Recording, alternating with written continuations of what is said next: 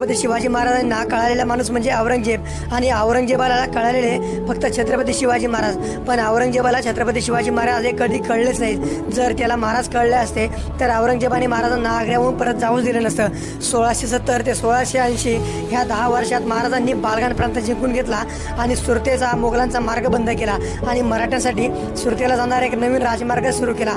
राज्याभिषेकाच्या वेळी महाराजांनी बहादूर खानासोबत एक खोटा तह केला ज्याला औरंगजेबाची मंजुरी होती. जर औरंगजेबाला कळालं असतं की हा खोटा तह आहे तर त्यांनी मंजुरी दिली नसती. इतक्या हुशारीने छत्रपती शिवाजी महाराजांनी त्याला मूर्ख बनवलं. 1652 ते 1658 मध्ये त्या 10 वर्षात महाराजांसोबत औरंगजेबाच्या सैन्याने जो आत्मविश्वास गमावला तो आत्मविश्वास, ती जिद्द, ती शक्ती परत त्याच्या सैन्यामध्ये पुढील 26 वर्षामध्ये कधी झाली नाही. हे सगळं महाराजांच्या मृत्यूनंतर औरंगजेबाच्या लक्षात आलं. सदम्यातून वर निघत नाहीत. तो छत्रपती संभाजी महाराजांनी त्यांच्या काळजावर घाव घातला.